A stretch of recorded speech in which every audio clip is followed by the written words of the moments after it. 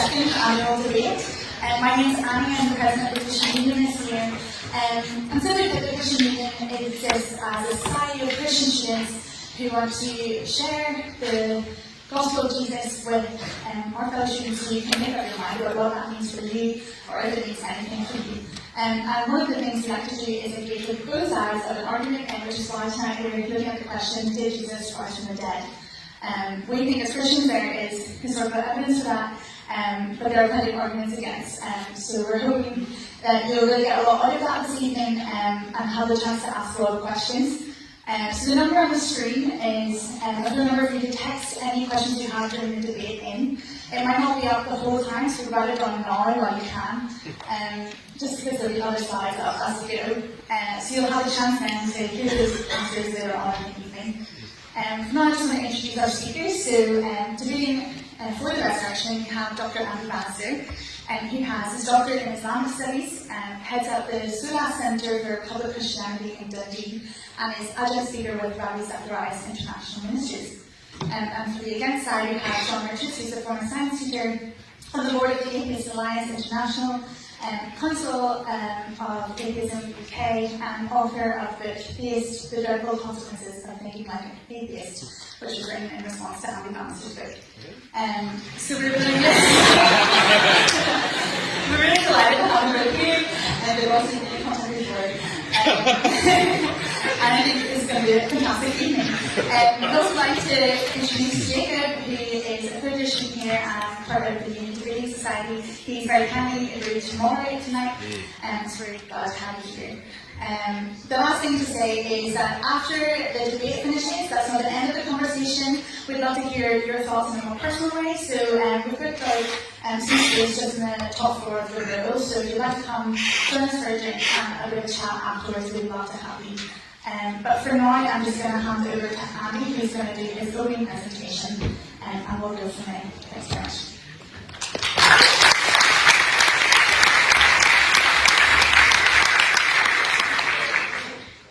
Virtual text working, and it's working up there. Fantastic. Well, good evening. Good to see so many of you. Christianity, of course, stands or falls on history. As the well-known writer Francis Stafford quipped, he wrote, unlike myths, Jesus' story happens at a definite historical address, as Monty Python's Life of Brian puts it, Judea, AD 33, tea time. And at the centre of the historically grounded faith that is Christianity stands this claim that Jesus was crucified, killed, buried, and then rose bodily and physically from the dead 3 days later. That's a unique claim. There is nothing like it in the ancient world, despite the desperate attempts by some skeptics to find pagan parallels. But as the atheist historian Bar Ehrman, a thoroughgoing skeptic, once remarked, he said there are no pagan forerunners to Jesus' resurrection. He wrote, some pagan heroes and gods die but don't return, some disappear without dying and do return, but none of them die and return. In fact, the idea of bodily resurrection was considered ludicrous to pagans, the ancient world. They mocked Christians for believing in it, but the Christians stood firm. So how can we test historically this claim of the resurrection of Jesus, this heart of the Christian faith? Well, we can explore that question by treating the New Testament texts not as sacred scripture, but as purely as first century documents. In terms of genre, the Gospel accounts of Jesus are Greco-Roman biographies. So we can study them as historians would study any ancient testimony. And when looking at ancient testimony, historians are primarily concerned with three things. Firstly, we're concerned with the question, is the source early? And the answer for the Gospels is yes. They're usually dated between 60 and 90 AD, although some scholars, even atheist historians, such as Maurice Casey or James Crossley, would date Mark's Gospel to AD 40, just 10 years after Jesus. While the atheist historian Gerd Ludemann wrote, we can assume that all the elements in the tradition are to be dated to within 2 years of the crucifixion. Well, the second question, do we have multiple sources? As historians, we want more than one source, and for the New Testament, we have at least 6 sources buried within the New Testament, plus references to Jesus in non-Christian historical sources, such as the Roman historian Tacitus or the Jewish historian Josephus. Third, we might ask, are our sources credible? In particular, do they appear to contain eyewitness testimony?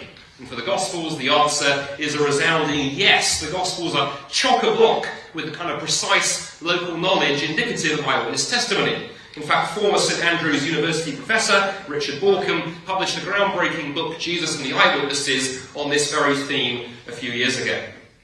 Now, as historians have approached the New Testament texts and analysed them as historical documents, a number of core facts, a number of pieces of data have emerged that are now broadly agreed upon as historical bedrock by the majority of peer-reviewed, credentialed, critical historians. Now, when I say majority, what do I mean by that? Well, the American historian Gary Habermas has spent 40 years of his career surveying everything published on the resurrection in English, French and German, over 3,400 sources in his database, and his database includes atheist, secular, agnostic, Jewish and Christian scholars. He has exhaustively documented their views and observed that the majority of critical historical scholars would agree about 5 basic facts. Firstly, that Jesus was killed by crucifixion. Second, his tomb was discovered empty by a group of his women followers. Thirdly, his followers had experiences in which they believed the risen Jesus appeared to them. Fourthly, skeptics were converted when they believed they had seen the risen Jesus. And fifthly, the early church began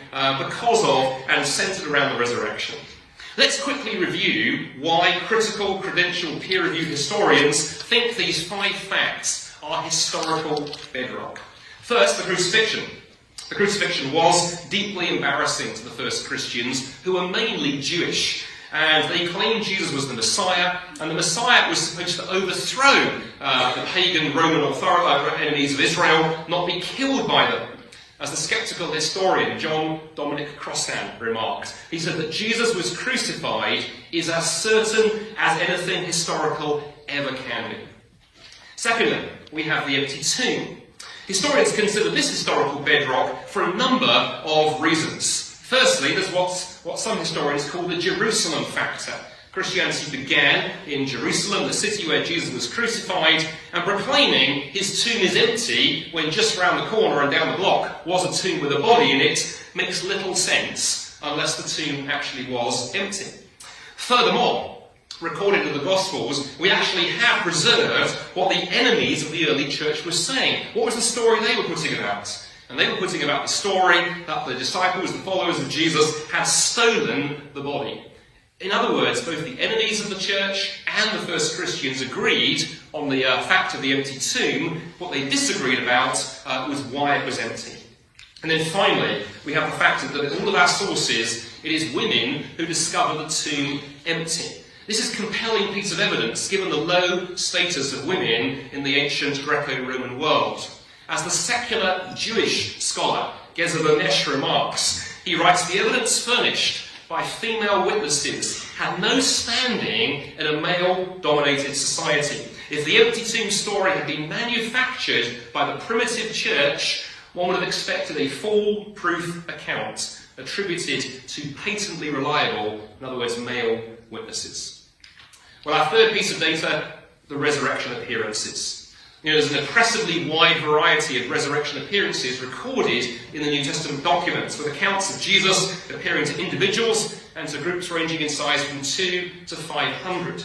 He also appears in a wide variety of contexts, at day and at night, indoors and outdoors, close up and at a distance, sitting, standing and walking. And this wide variety means most historians would rule out hallucinations, which tend to happen in the same place, usually only to individuals. The resurrection reports in the New Testament are also very, very early. Our earliest account is found in 1 Corinthians chapter 15, dated by many historians to within 2 years of the crucifixion, by a couple of leading skeptical historians actually to within 6 months. And then we have the transformative power of the resurrection appearances. Without them, you struggle to explain the transformation in Jesus' followers. The Jewish scholar Pinchas Lapide writes this. He says that the disciples were totally disappointed and on the verge of desperate flight because of the very real reason of the crucifixion. It took another very real reason in order to transform them. from a group of disheartened and dejected Jews into the most self-confident missionary society in world history. And the atheist historian Gerd Ludemann would agree with that. He wrote, "It may be taken to be historically certain that Peter and the disciples had experiences after Jesus' death in which Jesus did appear to them as the risen Christ." Or fourthly, we have the conversion of skeptics. People like Paul, who we first meet as a persecutor of the early church, whose encounter with the risen Jesus turned him from a murderer into one willing to die for his belief in the resurrection. Or consider James, the brother of Jesus, a skeptic during his brother's lifetime, if you read the Gospels carefully, but to whom, if you read that early list of appearances in 1 Corinthians 15, the resurrected Jesus appeared. James goes on to become a Christian. He ends up leading the first church right there in Jerusalem, and he is killed around AD 60 for his faith. His death reported in the Jewish historian Josephus. James was one of many witnesses to the resurrection, willing to die for their beliefs. And as one historian remarked, liars make bad martyrs. And then finally, we have the birth of the church. The early church began in the 30s AD. Most of its first members were originally Jewish, but something caused them to entirely remodel their Jewish faith, rethink their entire theology, and turn their ideas upside down, all around the idea of the resurrection.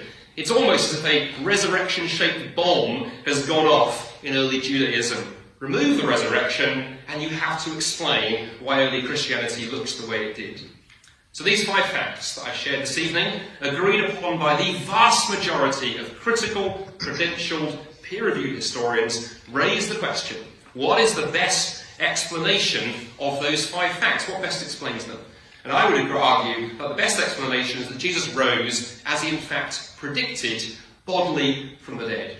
Now, the majority of specialists don't think the gospel writers were fibbing, but they actually believed all of this. Let me leave you with a quote from the Jewish scholar, Professor Paula Friedrichsen of Boston University, who wrote, "I know in their own terms that what they saw was the raised Jesus. That's what they say, and then all the historical evidence we have afterwards attests to their conviction that's what they saw.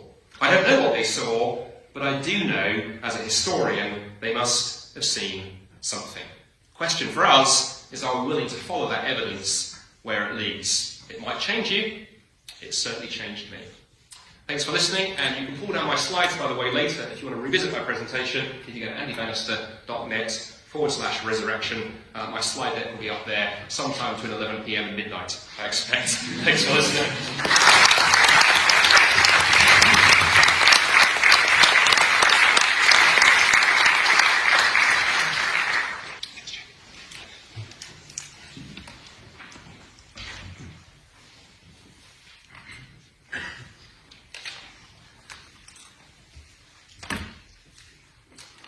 Okay, you starting the clock?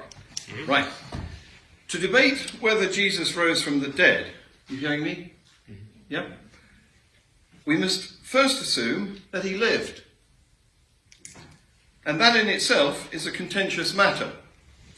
The Jesus mythicism movement is growing. You've all come along to see a debate on whether he rose from the dead, though, so thank you for coming. I shall play that game. First of all, I am not going to claim that Jesus did not rise from the dead.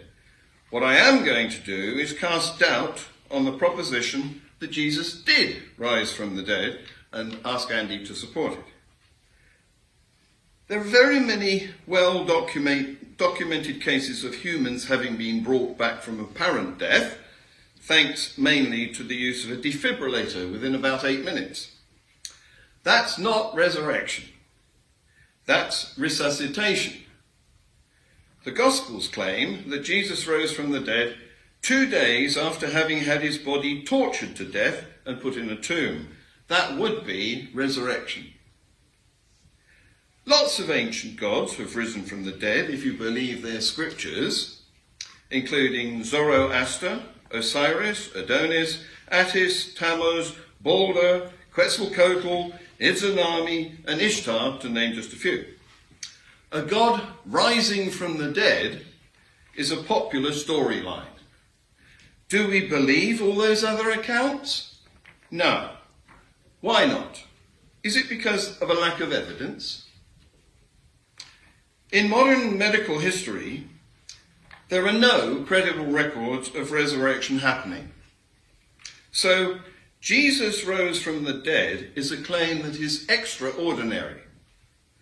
Since Jesus is a biblical character, it's the veracity of the Bible that's on trial here.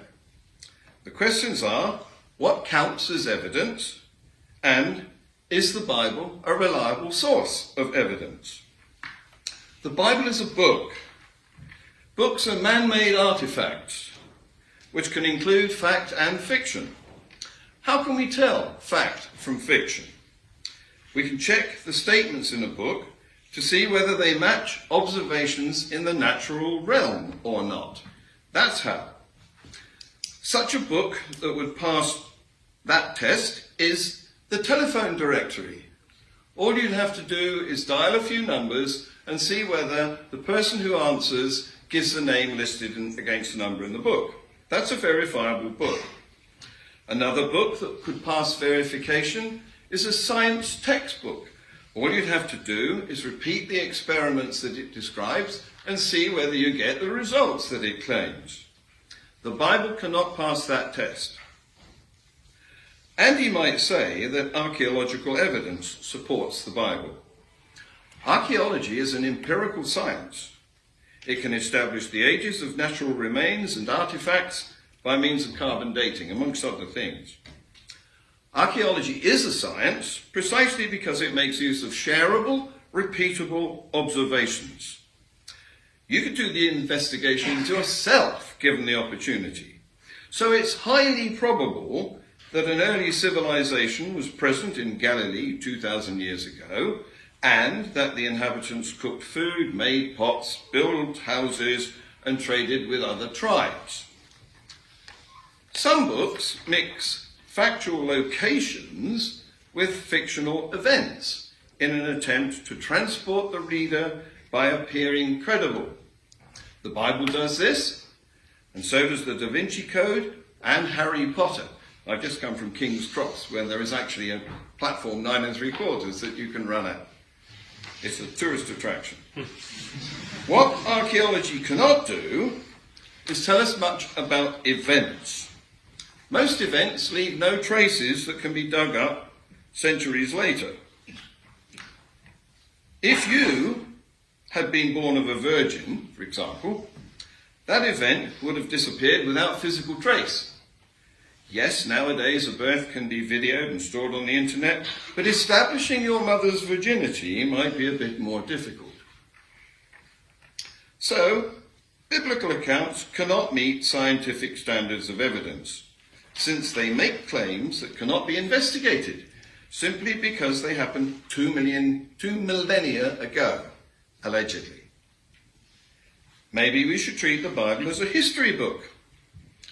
History consists of past events that cannot be repeated. Some historical events leave physical remains. An unexploded bomb, for example, is evidence of a past bombing raid. But rising from the dead leaves nothing tangible behind. Yes, we can make bows and arrows and test them for effectiveness, but we cannot observe King Harold being struck in the eye at Hastings.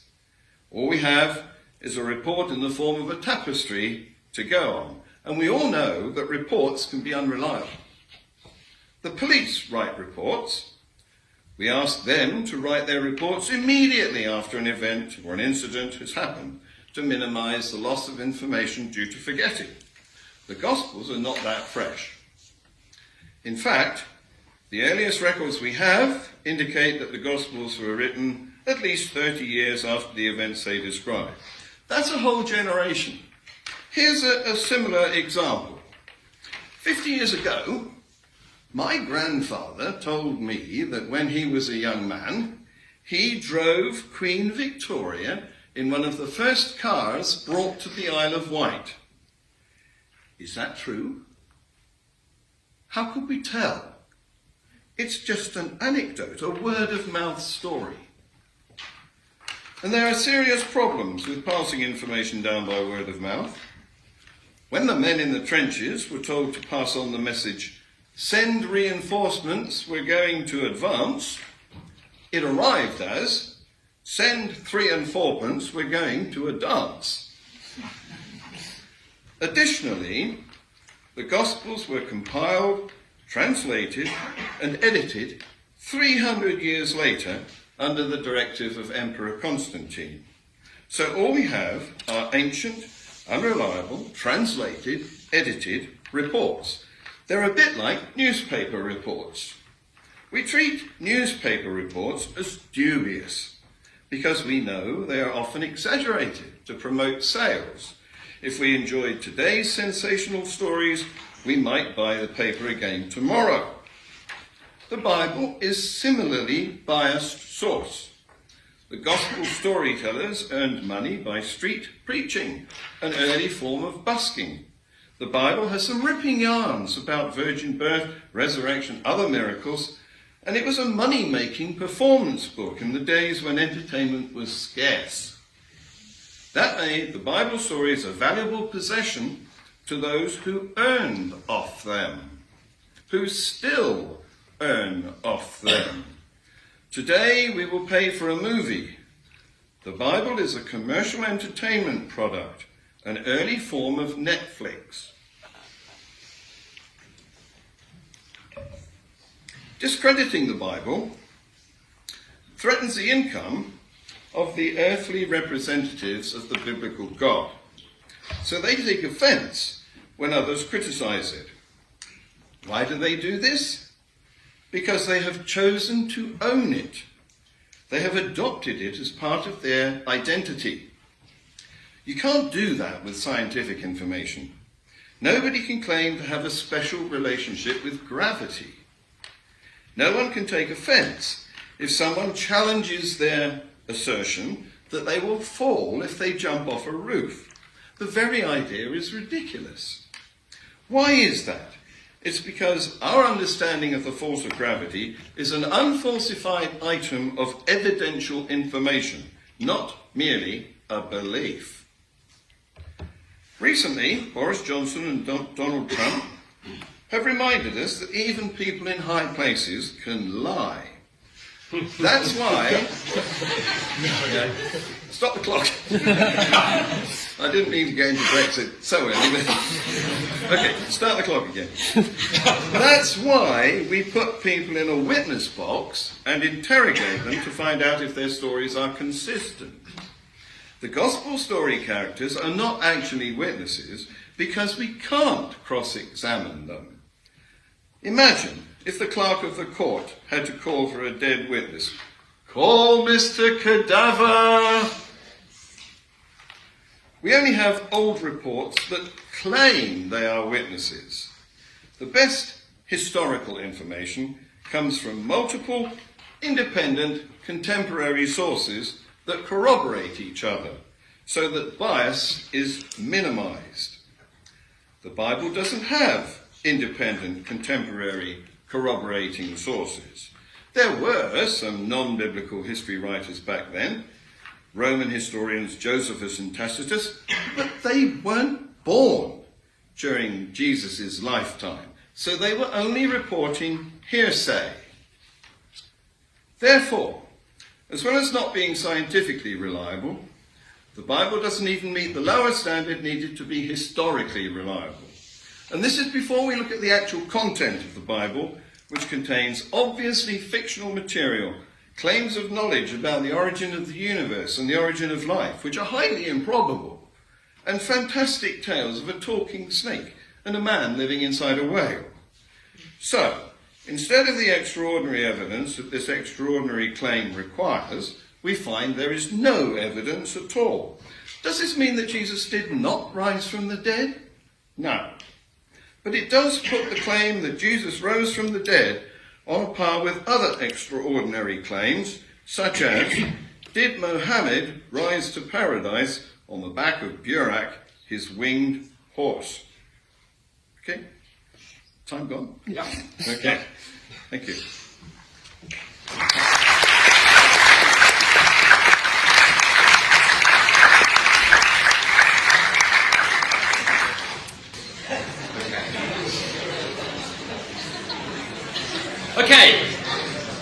Marvellous. Well, John, thank you very much for that fascinating 10 minutes. Let me begin by saying my biggest concern, I think, with John's presentation there was with respect to the kind of sort of total lack of historical method, especially I was stunned to see John do this, the attempt to suggest there were sort of pagan parallels for the resurrection of Jesus. I could have guessed he might do it. I didn't think he would, but wonderfully he did, so I've got a slide deck. This is a largely discredited position called mythicism. While it's dead, I mean dead as a zombie in academia, it is sort of alive and well on the internet. The late Maurice Casey, an atheist historian, thoroughly committed atheist actually, wrote this. He said, mythicists have not the foggiest notion of historical method, and they do have a huge amount of bias and prejudice to put in its place. They have total contempt for sound historical method. Now, what John shared and alluded to in his opening statement, he actually partly derived from his book, The Dreadful Consequences of Thinking Like a Theist, which he self-published under the name of Elliot George. In that book, John, you said something interesting. You said almost what you said in your opening statement. You said, take resurrection, for example. There's a list of resurrected gods, including Osiris, Horus, Isis, Tammuz, Adonis, Attis, Persephone, Dionysus, and more. Now, the dying and rising god that John alluded to there goes back to this gentleman, the folklorist James George Fraser, who died in 1941, and his book, The Golden Bough.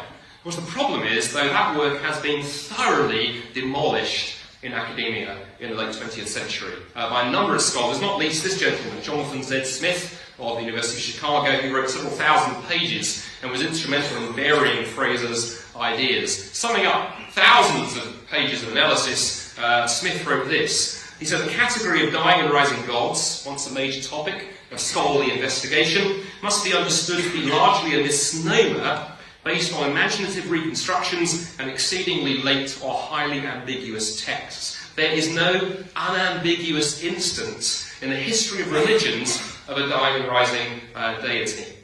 Now, just for fun, I took 3 of the figures from John's list, and I actually went and looked at the standard scholarly sources to see whether we can say these are pagan forerunners to the resurrection of Jesus. So let's start with Osiris. Who was he? Well, he was an Egyptian god who was murdered and his body torn into pieces. His wife, Isis, found the pieces, sort of put them back together, and then Osiris becomes the god of the underworld. He was not a god who returned to life, he was a god who stayed dead. That was the whole point. He ruled the dead in the realm of the dead. What about Horus, another Egyptian deity? Nowhere in the entire literature on Horus is there any reference to his dying. He does, in later Egyptian mythology, get merged with the sun, and then sort of gets reborn every day when the sun comes up above the horizon, as it does about 9:30 in the morning in winter in Scotland. And then my personal favourite in John's list, Attis. Lots of versions of his legend. In most versions, he kills himself with grief because of a lost love. His blood spills on the ground, flowers come up, and then he turns into a tree. A tree, John. John, a tree. The problem is that John has fallen into the trap of what the famous Jewish scholar Samuel Sandmel calls parallelomania. You get so desperate to find parallels, you ignore, bend, twist, or even literally rewrite the sources. This kind of silliness is good for a laugh, but it's not taken seriously by any credentialed, peer-reviewed scholar at a mainstream university anywhere in the world. In fact, for John to allude to it, it's sort of really up there with flat earth theory. It's fun, it's pretty wacky, but probably I would suggest to John and others who are tempted by it, take a look at the brilliant website, History for Atheists, run by a committed atheist called Tim O'Neill, who just beautifully demolishes this stuff in extremely long blog posts. Now, moving on. Let's return to those 5 historical data points agreed upon by the majority of scholars that I talked about, as seen in that database put together in 40 years and representing our 3,400 or more different historians and articles in that database. And we saw in that massive survey of the field that the majority of historians, be they Jewish, secular, agnostic, or whatever, believe that Jesus was crucified and killed. They believe the tomb was empty, they believe the resurrection appearances, they believe the conversion of skeptics, and they believe in the birth of the early church was shaped by the resurrection. And I gave a couple of pieces of evidence for both of those data points. all of those data points, and why historians consider them historical bedrock. And of course, John ignored almost all of that. But we can add a few more observations to each of those data points to kind of make it even more compelling. First, concerning the death of Jesus. Many historians have pointed out the mystery here. We know of lots of other Jewish groups in the first century who believed their leader was the Messiah, the leader gets killed, and then the group disappear. They scuttle away on the rocks. What was different about the first Christians? When their leader was killed, why did they not disappear as other Jewish groups did? Secondly, we looked at the empty tomb. I showed you 3 pieces of evidence for the empty tomb as a piece of historical data. There's another piece of evidence that historians often remark upon, and that's the lack of tomb veneration in early Christianity. Many other religious groups, we know that when their founder died, people would pray and worship at their tomb. We have no record of this in early Christianity. Christians get the idea hundreds of years later, but the tomb was empty, and so the early Christians sort of largely ignored it. Thirdly, we have the resurrection appearances. I cited again some evidence earlier. I could add some more. All the resurrection appearances, it's often remarked, have a physical quality. So we're not talking about visions here. In fact, early Judaism had the language to describe visions. It's not the language of resurrection. And furthermore, the resurrection appearances, interestingly, come to an end. If they were visions, why did they not carry on long into the history of the early church? Why just this 8-week period after the crucifixion? Fourth, we talk about the conversion of skeptics. Let's revisit one of them. Let's revisit James, the brother of Jesus, for a moment. Bart Ehrman, the atheist historian who I've quoted a few times this evening, in a conversation with a colleague of mine at a conference in Canada a few years ago, remarked something interesting. He said, you know what? The conversion of James still gives me trouble. Because you would know surely if your own brother was genuine. James, I believe, was genuine. He died. He was martyred for his belief in his brother. Fifth, we have the beginnings of the early church. N.T. Wright, formerly a professor here at St Andrews, before those swines at Oxford poached him. Oxford, of course, the place where you go if you can't get into St Andrews. He lists 5 ways that Jewish theology radically changed because of the resurrection. He points out the Jews had multiple views of the resurrection. Christianity adopted just one. He said resurrection moves from being a peripheral idea in Judaism to front and centre in Christianity.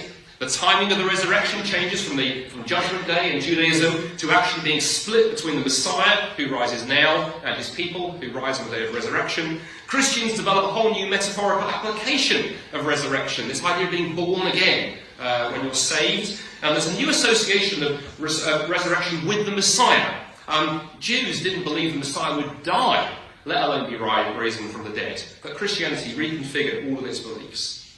5 pieces of data, and the evidence stacks up. Now, of course, it can take courage to follow the evidence. The atheist historian Bart Ehrman very honestly said, he said, the search for truth takes you where the evidence leads you, even if at first you don't want to go there. But as I draw these threads together, in the discussion so far this evening, we've missed something important. The resurrection is important, not just because it happened, but because of whom it happened to. It happened to Jesus of Nazareth, who made some extraordinarily exalted claims about himself. And if Jesus rose from the dead, then it validates those claims. And if Jesus really rose from the dead, in particular, his promises that those who follow him and put their trust in him will share in his life after death, those promises can be trusted. They're proven, and that changes everything. See, I turned 47 a month ago, so I'm getting close to middle age, and therefore I'm nearer to death than most of you in this room. But as I get older, and I follow Jesus more and more, the more I realise I can look forward. Not to the process of ageing and dying itself, that can be horrid, but I can look forward to what Jesus talked about, this experience of life after death, what the Bible calls the new heavens and the new earth. And that solid, real, concrete, evidence-based historical fact of Jesus' resurrection convinces me I'm not kidding myself, nor am I deluded, but my hope is based in something real. My question to each of you this evening really is, what is your deepest hope in life? And on what is that hope based this evening? As I draw this to a close, my hope is based on what Jesus himself said. Jesus said, I am the resurrection and the life. The one who believes in me will live, even though they die. Why do I believe him? Because I think people who have risen from the dead have tremendous credibility. And because you can't be eternal life. Thanks for listening. Do check out the website later, andybannister.net/resurrection, and you can download all my slides, all those lovely quotes, and revisit this at your leisure. John, over to you.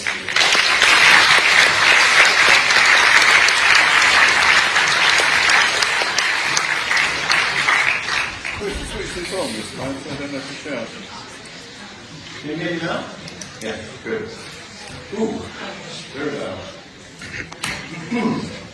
Okay, now, Andy went through a lot of stuff, and I actually recorded his first presentation because I knew that he was going to go through a lot of stuff, because this is one of the techniques. It's called the Gish Gallop. And the idea behind it is, if you swamp people with so many pieces of information, it's too hard for them to refute it. And that guy came up with a principle based on this idea. Andy did a PhD in Islam. I wonder if he did it with an open mind. I know he did, because he did it as a result of setting up his stepladder outside where's the St James's Park? No, it's Speaker's Corner, you know. Hyde Park. Hyde Park, that's right, thank you. And so he wanted to learn how to better argue with Muslims. So if he can rubbish another person's religious scripture, others can rubbish his.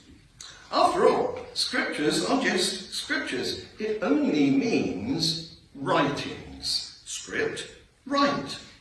And we only use that word today for religious tones. We don't say I'm scripted in my diary or anything else. We don't use the word. We've reserved it for special theistic text. But, I mean, if I brought the Book of Mormon, imagine I'm holding the Book of Mormon, Andy and I could easily discredit the Book of Mormon as a reliable source of information, couldn't we, Andy? The angel Moroni leading Joseph Smith to find the golden plate, is that credible? So, what would you think of someone who continues to refer to stuff like that? In his recent program on fake news, Ian Hislop said, historical accuracy is often sacrificed in the face of a good story, because the public doesn't just want to be informed, it wants to be entertained. You may remember that I said somebody rising from the dead, whether they, get reincarnated into a tree or whatever, is a good story. And we love a story, and we must beware of the tendency to accept narrative as though it's evidence. So we can't really rely on the oral tradition, as I explained before. You know the expressions Chinese whispers and fishermen's tales, don't you? Did you hear the one about the one-armed fisherman? He caught a fish, and it was this big.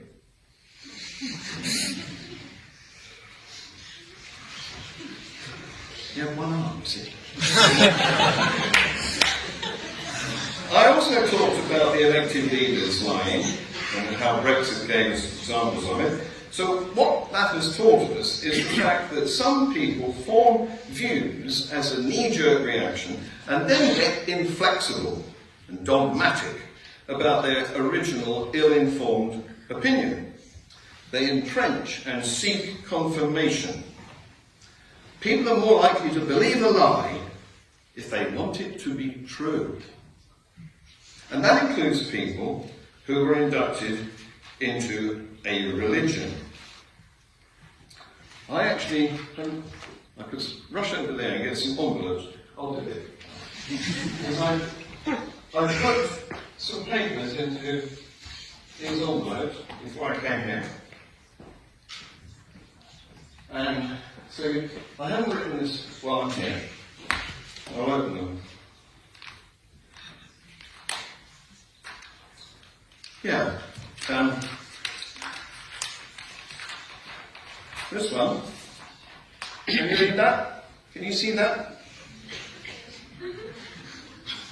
Can you all see that? No? I'll read it to you. It says, Andy will quote the Bible and many persons whom he considers to be authorities. In other words, he will indulge in the appeal to authority fallacy. And it says at the bottom, smaller, I plan to write down all the names that he drops. And I did. And here they are. I'm not going to read the whole list to you because I'm not even sure I can pronounce some of them. I've got 3 pages of names that he dropped. Francis Stoffer, Bart Ehrman, Greco-Roman biographies, Maurice Casey, Mark Crossley, Gerd Lommen, how do you say that? Thank you. Richard Borkham, Gary Habermas, John Proctor, he came up again, Giza Vermesh, Pinchas Lapide, Gerd Ludeman again, John Knox, Josephus, Paul Frederickson, Maurice Casey, Jonathan Smith, Samuel Samuel, Tim O'Neill, Barton, N.T. Wright, and so on and so on. So, what evidence has Andy offered us? Has he produced shareable, repeatable observations? No. You can't, can you? 2,000 years ago. Has he produced independent, contemporary, corroborating records? No. They don't exist. Are the gospel tales reasonable and credible? No. They are far-fetched. Let me remind you. So, has Andy produced any evidence at all that Jesus rose from the dead? No. Let me remind you that the evidential bar for substantiating an extraordinary claim is extraordinarily high. Is this evidence? This list of names? No. It's opinions. Is it worth me bothering to refute all that? No. There's no point me responding to Andy's material until he can demonstrate that his sources are reliable. Andy may respond to my request for independent corroborating contemporary sources by claiming that the Bible is actually a collection of books. Well, there may be some truth in that, but it's a dubious defense because the 4 gospel accounts of Jesus rising from the dead are inconsistent with each other. And some scholars think that the Gospels of Matthew and Luke were based on the Gospel of Mark, and that the Gospel of John was written some time later. In addition, some Gospels didn't even make the edit. They are called the Gnostic Gospels. So let's apply critical thinking to the claim Jesus rose from the dead. This is Brandolini's asymmetry principle. And the next thing is a slide about Socrates. We owe Socrates a lot of thanks for inventing critical thinking and questioning. What he said, I've got Anvil too, it's my thing. He said, challenge the claim, first of all, and the claim here is Jesus rose from the dead. So what evidence supports it is the first question, and I contend there's none.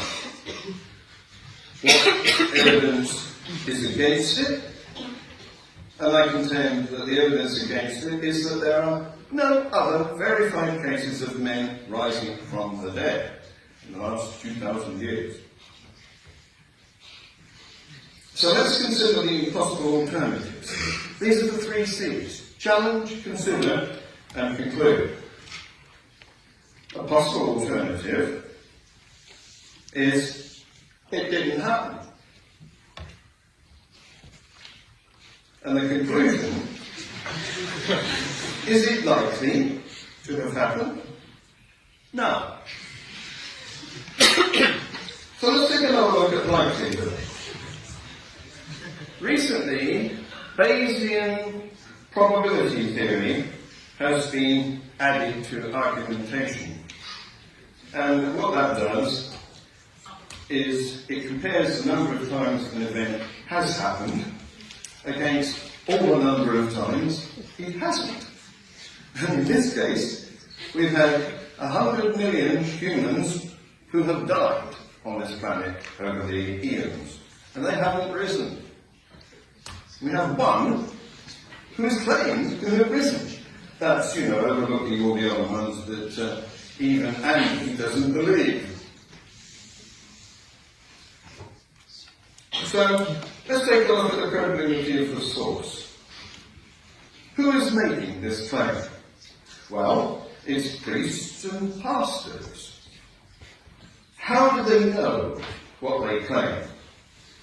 Well, they know it from their scripture. They've read an old book, or they know it because they've had a revelation, they had some sort of a dream. Okay.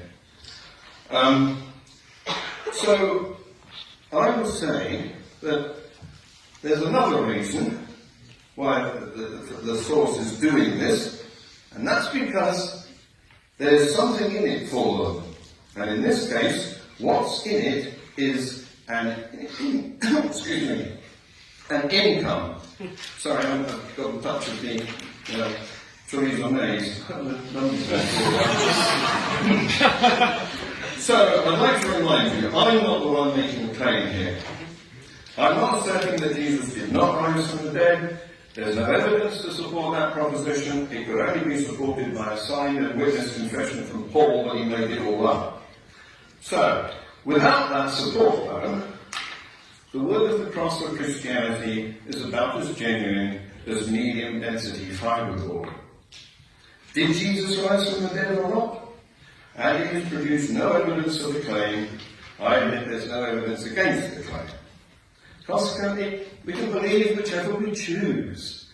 And using choice to decide things is not a very reliable method.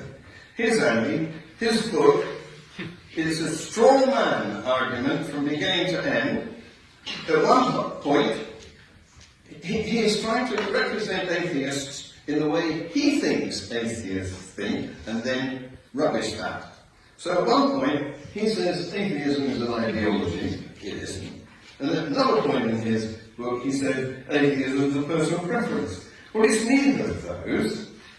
It's actually not is atheism an ideology, and is atheism a personal preference? I would say no. It's not an is. It's an isn't. Thank you.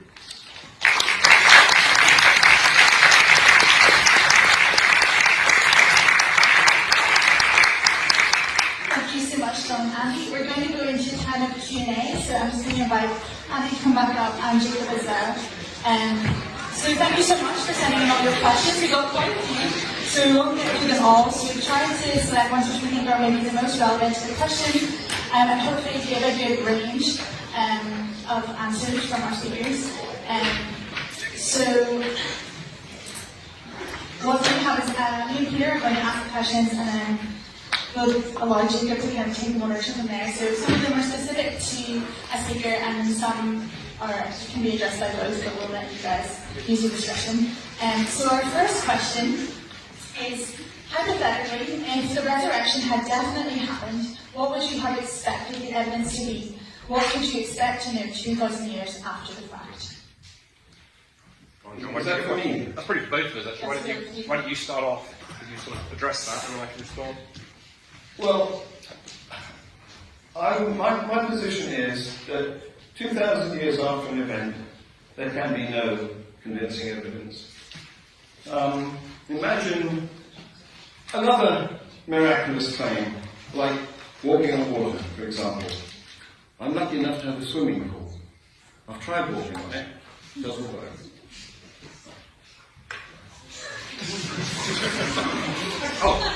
Was that sorry? That was it. Yeah, let me say a couple of things. It's a brilliant question. Thank you for whoever asked it. I think the first thing is, I think one of my slight concerns about some of what John was saying, we need to be careful, I would say to my sceptical friends, to be careful that in attacking sort of Christian history, you don't destroy all history. And, John, I was very concerned in my PhD covered oral transmission, but the way that John was laying into the New Testament history, I was sitting there thinking, well, now we're in trouble, because we don't know anything about the Romans, the Caesars. Actually, your little friend Socrates there, Plato, the time gap, actually, for our earliest sources to the life of Socrates via Plato is somewhat problematic. What do we expect the resurrection to leave in history? I think actually what's interesting, those 5 data points that I used, and the reason, by the way, I appeal to so many scholars, is appeal to authority is a fallacy, it is an inappropriate authority. At the end of the day. But if you're appealing to people who should know, and as wide a range of people as possible, actually you're talking to the experts. The reason here at the university that you expect your professors to have PhDs, when you do PhDs yourself, you expect your wider community to be experts, not random people from the street, is actually there is such a thing as a scholarly community. And those 5 data points I shared with you, I think are partly the answer to that question, which is interesting. And actually, what fascinates me as well, and I'll end with this, Jesus' impact on extra-biblical sources. I mentioned in passing the Roman historian Tacitus and the Jewish historian Josephus. It's been pointed out that Jesus turns up within 150 years in exactly as many non-Christian sources as the Roman emperor who was on the throne at the time of Jesus also turns up. So he turns up in history in the places you'd expect to see an impact, and the kind of, as it were, the ripples of the resurrection, particularly early Christian theology, is fascinating. It leaves what we expected to leave. Can I come back at that, please? There goes Andy straw-manning me again. I do not rubbish the entire gamut of history. I explain what good history uses as its source, and it's multiple, contemporary, corroborating sources.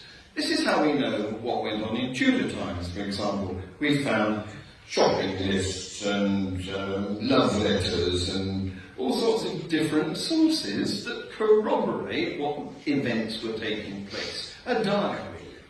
The Bible doesn't have that. Could I, since you responded, can I very briefly respond? Yes, please. Actually, the great thing is we do. Firstly, of course, for lots of ancient history, we don't have what John mentioned. But some things we do, like the Vindolanda letters down on Hadrian's Wall. Amazing the stuff we found in, like Romans writing home to ask for stocks. That's unusual. Often history leaves very minimal stuff. For the Gospels, we have amazing stuff, actually. We do have multiple sources, we have non-Christian materials, and we have archaeology, actually. We have some phenomenal stuff. And if we had time, I would do a whole lecture on archaeology. We're just going to move on to the next question. Okay. Sorry, I've wanted to say this for quite some time now, but John, you can't have a go at Andy straw-manning you because you've been straw-manning him this whole time. Well, At the beginning of your second presentation and at the end of it. Thank you. I was just about to say, And if possible, could please stick to the pre-sent in. If you have questions, please text them in. I did. Good, yeah, I think we'll move on. Let's move on. The next question is one for John. At the point when you refer to the Bible as a money-making exercise, this person said that it brought me persecution, torture, and death to those who wrote it. Why would anyone write the Bible in the circumstances in which it was written?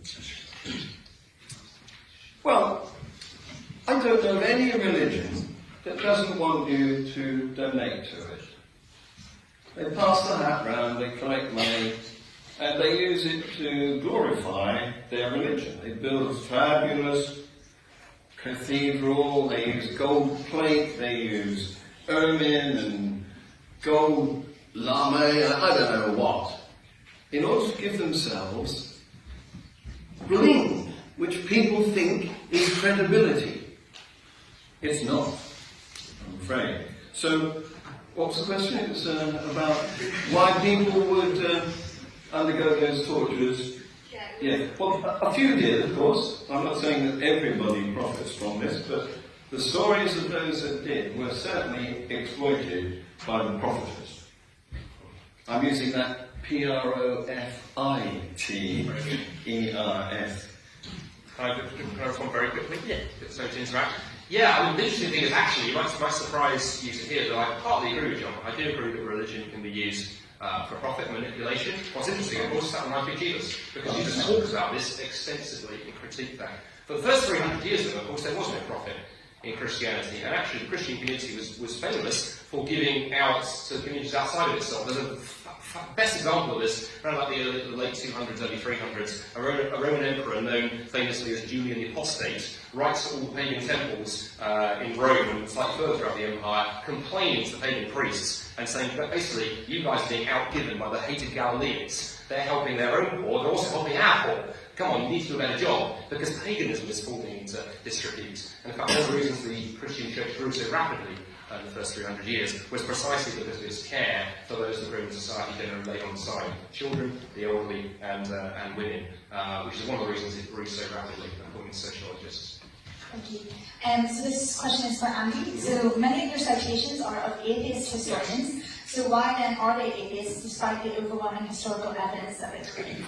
Oh, what a brilliant question. You know, that's a brilliant question, because actually as you read through the secular Jewish folks, like Friedrichsen and the Mesh and others, and particularly the atheists, I mean, Gerd Ludemann is fascinating. I mean, a very, very committed atheist. But he lands on the, and a lot of them come down and land on this, the idea that something happened, but we can't know what. I actually respect, in a sense, their willingness to follow the evidence where it leads, to commit to their methodology. And actually, if you want to dig further into this, the book, and I'll put a link to this up on the website, this massive book, The Resurrection of Jesus, A New Historiographical Approach by Michael Licona, does a wonderful job, actually, of taking my 5 points, making them tougher.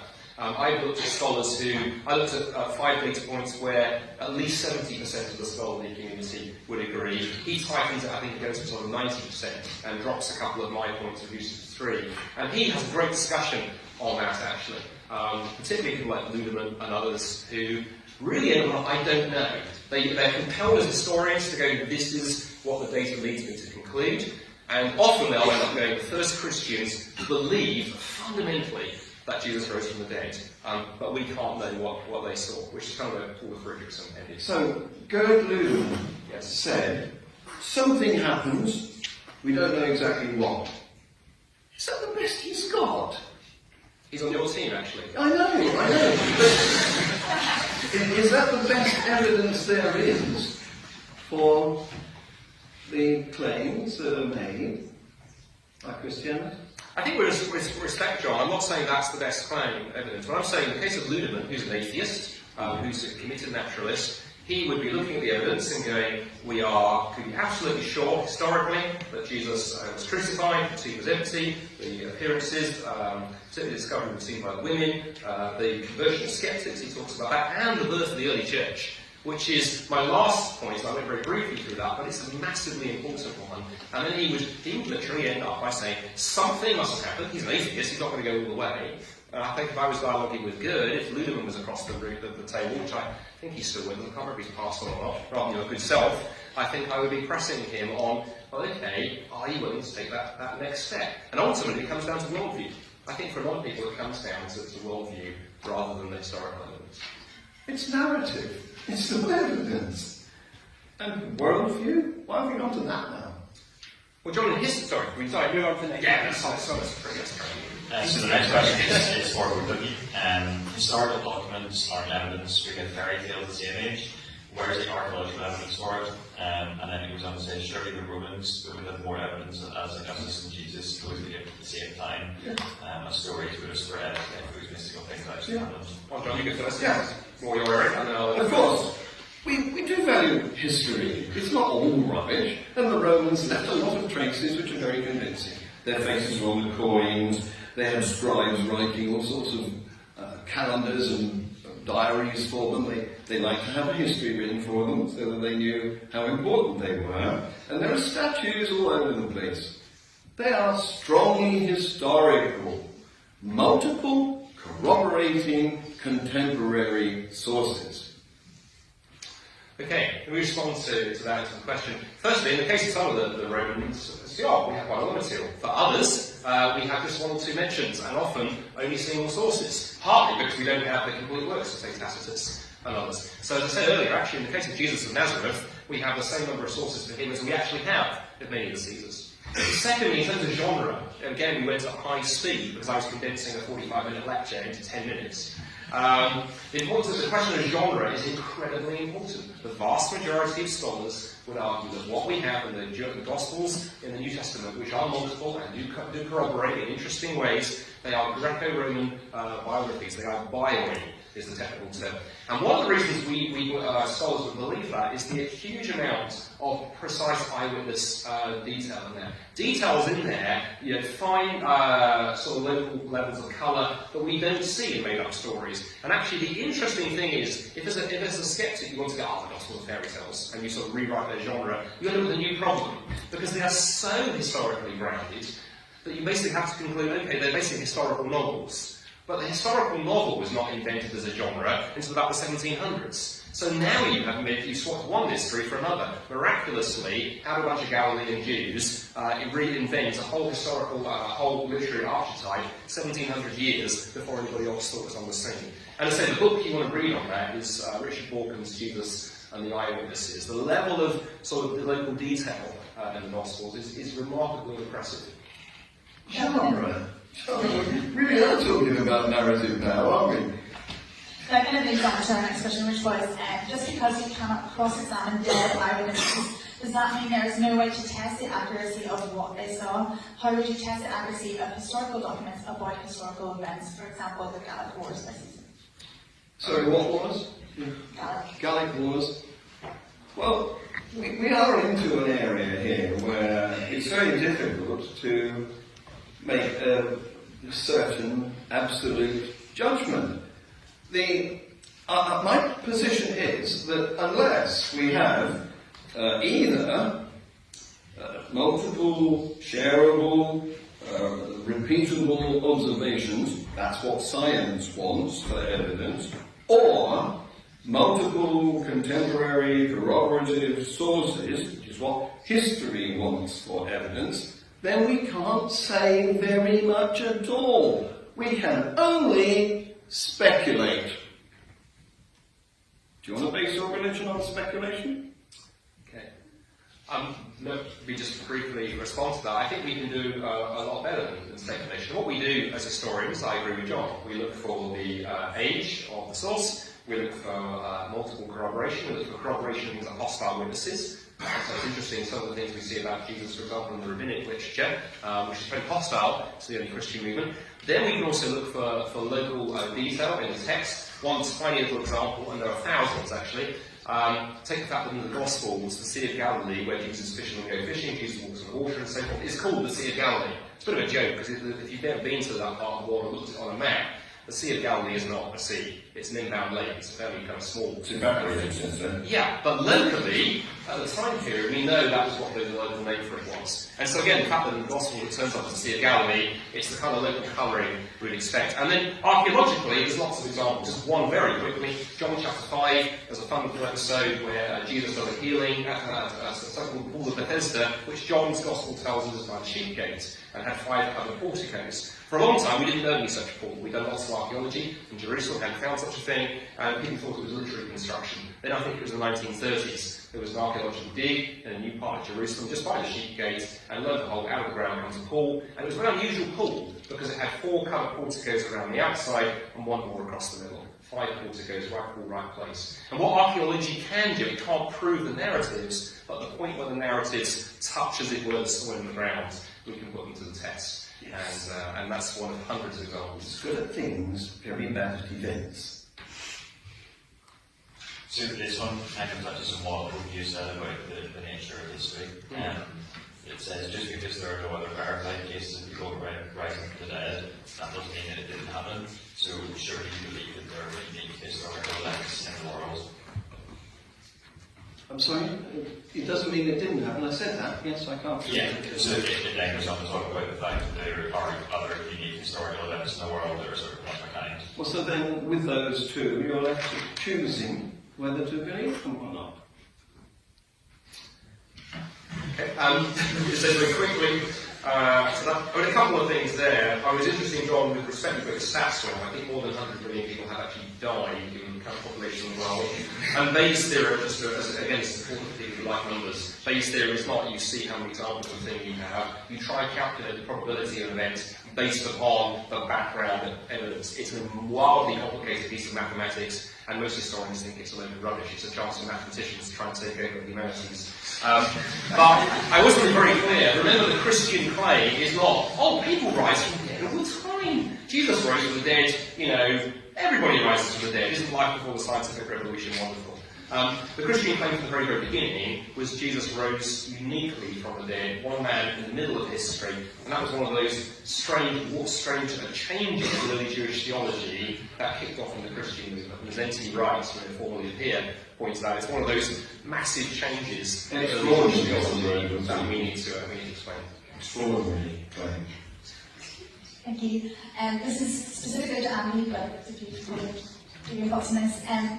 Do we know that the Bible we have today is the same as the very first manuscripts? Oh, what a wonderful question.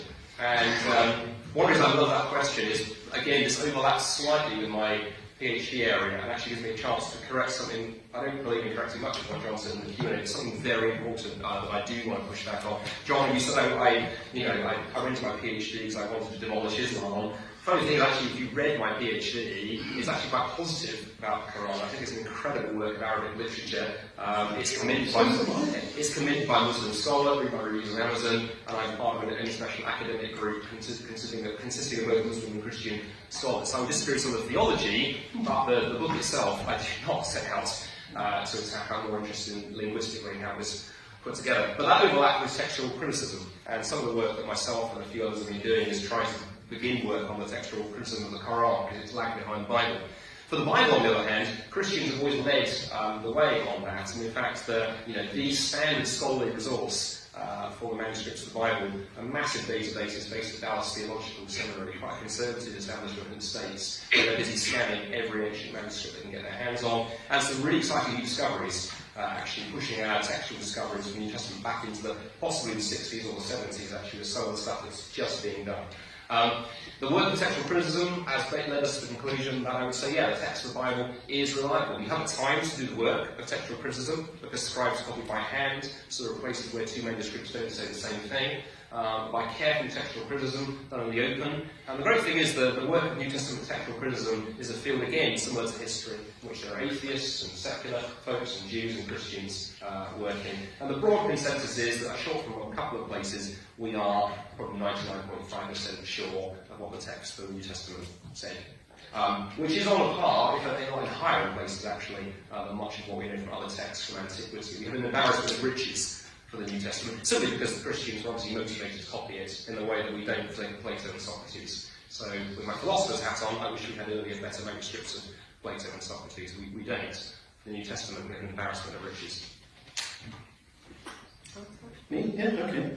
So Andy is saying what he's got is some very good reports, because he can trace the text all the way back to whenever it was first written. Of course, the earliest accurate copies are about 30 years after the death of Jesus, so hearsay fills that gap. And I've already pointed out to you the unreliability of hearsay, because I told you a story about my grandfather. And so the other thing is that Andy has tried to increase the credibility of his reports. That's what the Bible is, it's reports. There's no witnesses that we can cross-examine. It's ancient reports. And we all know that reports are not reliable. I gave you the example of the police, and they have to write down their reports immediately after an incident. That's not the case in the Bible. I gave you the example of newspapers that sensationalize for money. I read a headline the other day that said these people went on a cruise around Norway and were supposed to call in all these different places. The weather was too bad. They couldn't get to see Iceland and northern Scotland and so on. And they went to a few crummy places and then they complained, quite rightly. But the headline, what did it say? Mutiny at sea. It wasn't a mutiny. A mutiny is where they shoot the captain and take over control of the ship. It was a few cross people. And that's the trouble with reports. The language can be hyper, exaggerated about miracles. So the next one is again slightly more towards that, but you can go talk about this. So seeing science within its infancy during the time of Jesus, do you think people were more susceptible to accept stories as truths? And could this account for the written evidence that has been referred to today, therefore implying that evidence is fundamentally unreliable? Yeah, that's what a remarkably good question, combining the philosophy of science and history. We've said a couple of things. But obviously, again, this is a really good question. At the same time, it's one we don't want to push too hard. I don't think we want to be in the position of saying, any historical source, and by the nature of history, we can't interview dead people that happened before the scientific revolution, therefore we can't engage with. And I think many historians have a huge issue with that. I think we can do history, and again, we haven't got time to explore this. I'll put a couple of links on the website, andybannister.net/resurrection. A methodology like critical realism, which is the epistemology, the philosophy of knowledge that most historians operate under today, gives you a lot of information. However, let's take the point as raised. Certainly back in the ancient world, there was a lot about what they didn't know. They didn't have the scientific method. Although actually, at the same time, the ancients, I think, knew a lot more about technology and a lot more about life and death than we give credit for. Remember, the Romans had, pretty sophisticated. They had central heating, they had hot water, they had sanitation. Arguably, the main things they didn't have was electricity, the internet, and aesthetic. But apart from that, actually, the life expectancy was pretty good. The ancient world was pretty sophisticated. Go down to the ruins of Ephesus sometime and look around at the library and the ruins there, and you go, these guys are a thing or two. However, does that mean we can't take ancient history seriously? No, I don't think it does. And I think here's the other thing. I also then bring you back to those 5 data points that I raised, of going, to me, by far the most impressive, speaking with my historian's hat on now, is the birth of the early Christian movement. You have to explain why it took the shape it did, why it took the nature it did. There were so many options there for those first Christians when their leader was killed there on that Roman cross. Most Jewish groups at that point, and many like them, just disappeared off into the distance. But the fact that the Christian movement took the shape that it did means, at the very least, as historians, we need to sit out and go, okay, we need to read these things, realising when they were written and so forth. And so this evening, at no point did I say this is sacred scripture. I just took them all the way down my discussions purely as first century texts, as I would treat anything like, as I treat Thucydides, Tacitus, Herodotus, or so on. It is a good question, thank you. And no, they didn't have a scientific method back then. But they did do science, though they didn't know what they were doing, they didn't call it science. They had bronze. You make bronze by experimentally putting rocks into fire, and some of the green rocks, if you get the fire nice and hot, melts and makes copper. And then you can do the same with another rock, which gives you tin, and you can melt the two together. You can't get iron that way because you need to get a fire that's hotter than it burns without an air draft being forced through it. But eventually they came to that. This was early science without actual scientific method. But what's this got to do with Jesus rising from the dead claim? Huh? Okay, our next question is from someone who proposes a thought experiment to those of you. So what is the opposite position to that which you are arguing is true? That is to say, 1, what if Jesus did not rise from the dead and something else happened? Or 2, what if Jesus did rise from the dead? What would that mean for you? And how would that affect your life? Could both speakers comment on the answer of the other from their original position? Go ahead. Okay. Yeah, that's a really good question, and actually, of course, it's one the New Testament raises, because in 1 Corinthians chapter 15, that very early list of witnesses to the resurrection that dates to a couple of years of Jesus' death, according to most critical scholars, Paul makes this very point. If Jesus didn't rise from the dead, our faith is useless, and we have to be pitied of other people. So yeah, if Jesus didn't rise from the dead, I would follow the evidence where it led, if I was convinced of that, and go off and do something else. And actually, interestingly, I nearly did that. Because John mentioned, my early days up a ladder at Hyde Park Corner, Speaker's Corner, where you can stand on a ladder or a box, or a 5'8", a ladder and 2 boxes. And debate people, and it's everyone there. I used to debate Muslims there. I was invited there by a friend to come try street preaching. And back in 1997, the first time I stood on a ladder and engaged a couple of hundred Muslims in the crowd, they tore me to pieces. And I can remember going home and saying to my wife, I think I need to become a Muslim. Because I really think I was no evidence of Christianity. I hadn't even thought about any of the stuff at this point. The Muslims seemed very compelling. And my wife says, well, I guess you need to go investigate it properly. That's still 3 years of reading, actually, before I was finally convinced, okay, I'm convinced that Christianity is true. I read everything on both sides, vast amounts of stuff. And I wanted to genuinely follow the evidence where it leads. It's hard to follow the evidence where it leads on both sides. But yeah, I think I would want to genuinely say, okay, in which case then it's game over. Yeah, thank you. If Jesus rose from the dead is true, then he's here now, isn't he? And I would say to him, come with me to this child's cancer ward and do some of your miraculous curing. It would be welcome to have him, wouldn't it? Eh? Regenerate this lost limb. So, the next question we got is one for John.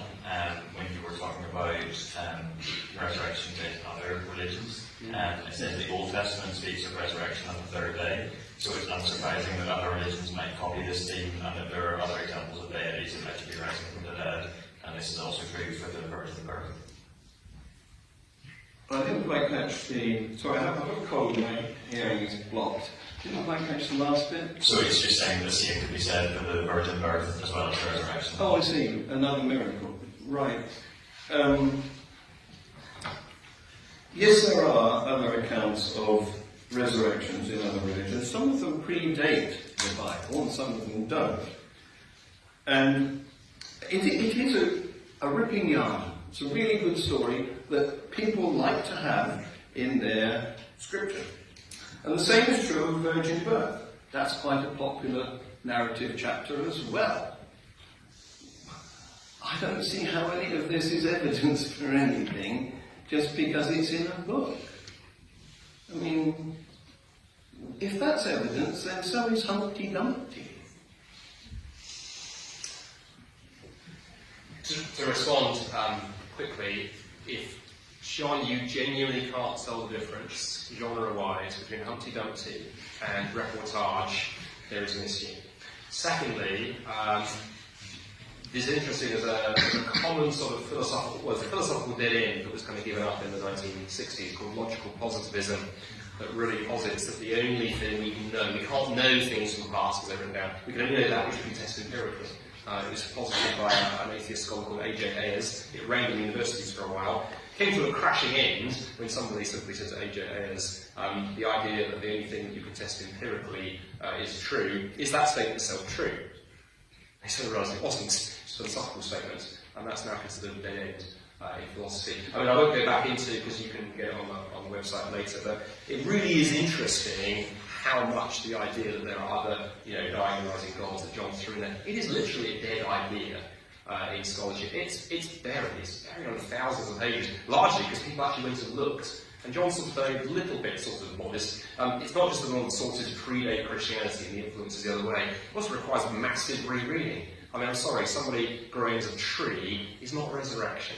In the ancient world, everyone knew resurrection. Can I just finish, John? So, what resurrection meant? And again, N.T. Wright, formerly of this parish, his massive tome on resurrection. It's interesting, about the first 150 pages, it's inexhaustively going through every page of source you can find, showing that resurrection was rubbish. What was interesting is everyone knew what resurrection meant. The Jews who believed in it knew it meant physical bodily resurrection. The pagan, they believed it. The pagans knew it meant physical bodily resurrection, and they rubbished it. But you look at the texts and the traditions and the legends, it simply isn't there. No one takes it seriously anymore. Sadly, Jonathan Smith is no longer with us. He's a fantastic scholar, and if you've got the time to read 3,500 pages, go to his book. So that's a new name to add to my list of opinions. He was there before, actually. And opinions, he surveyed the entire literature. He read everything, which you might want to consider doing. So we just have time for one more question, and apologies, there are lots of questions that we didn't have time to ask, so please do stick around, come to the pub after and ask those questions. There's plenty of Christians and non-Christians alike, so we can have a good discussions. But our final question is to both speakers. And today you've spoken about evidence and science, but could you comment on your personal background? For example, whether your parents brought you up in a Christian home and how that impacts your view of these issues and the evidence you represent. Sure, yes. Do you want me to go first, Andy? Go for it. Okay. Well, like everyone, I was born an atheist. And unlike a lot of you, perhaps, I wasn't born to a religious family. We only went to church for funerals and weddings. And being a boy at the time, I wasn't taken to the funerals. But I did get a Christian education. You couldn't get anything else, really. I'm an old guy, that's what it was in those days. C of E, like it or lump it. Okay? So I had good training in the Bible as a child. I'm not talking about academic expert here, but we've all been to school. And I had religious assemblies. We started the day with a prayer and a hymn and a reading. And of course, the bits of the Bible they like to teach us are very much cherry-picked. They're all the nice bits.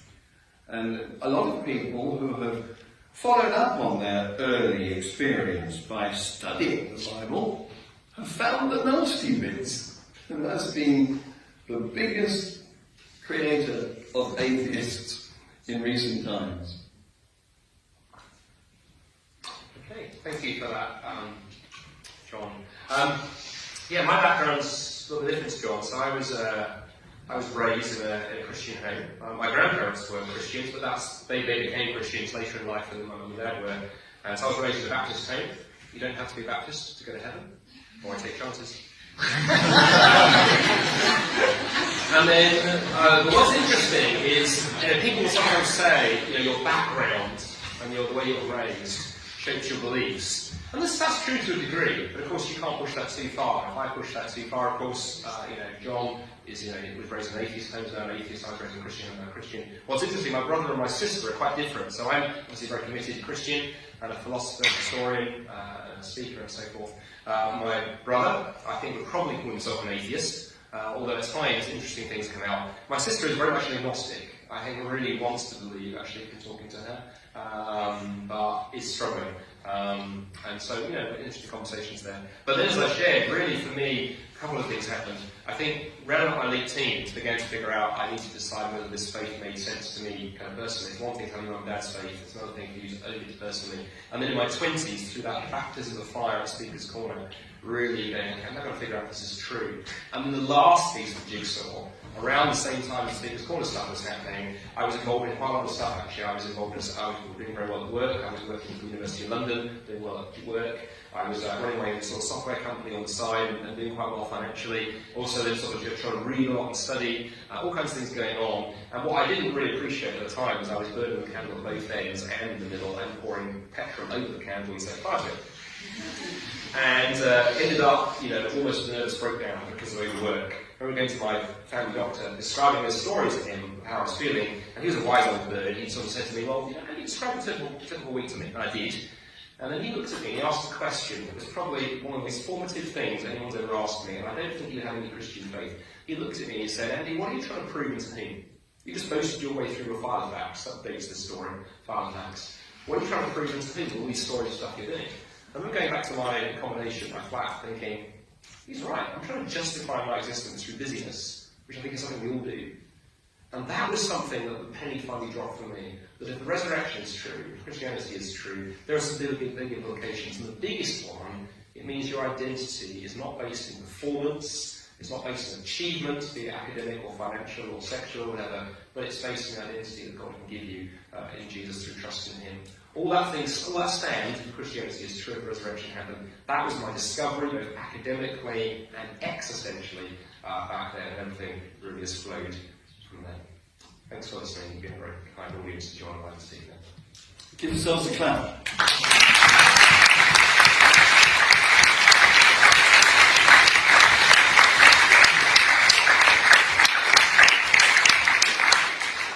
Yeah, so as Annie said, that's all we've got time for tonight. I just wanted to take the opportunity to thank both John and Andy for making us come here tonight and take part in this debate. I'm sure it's given plenty of people lots to think about, so thank you to both of you. And just want to thank Jacob as well, Jacob from the debate society for moderating tonight and for coming along and taking part in that as well. And yeah, thank you all for coming so much. Both speakers have mentioned their books and each other's books at various points tonight. So Andy's written The Atheist Who Didn't Exist, and John has written The Death and Consequences of Being Like a Theist. Both of those books are available on Amazon, so they're both still available to go and read if you want to find out some more of what's been said tonight. And yeah, that would be a great way to look into it. The other way to look into it more is, as I said, we are going to the Rule afterwards, the upstairs room in the Rule of the book. I know Andy is she's recovering from a cold, so we've been really fortunate to have you tonight. Oh, you as well. John's still happy to be there for a short while afterwards. Yes. Yeah. So John will be there, and you'll be there as well. So please do come along and carry on conversations there afterwards. And the one last thing to flag up is that our next big event is the Carol Service that the CE are organising. That's going to be on the 3rd of December, so get that one in your diaries for now. It's going to be a traditional Carol Service, so a great way to get into the Christmas period before exams. But yeah, thank you all for coming. Enjoy the rest of your evening.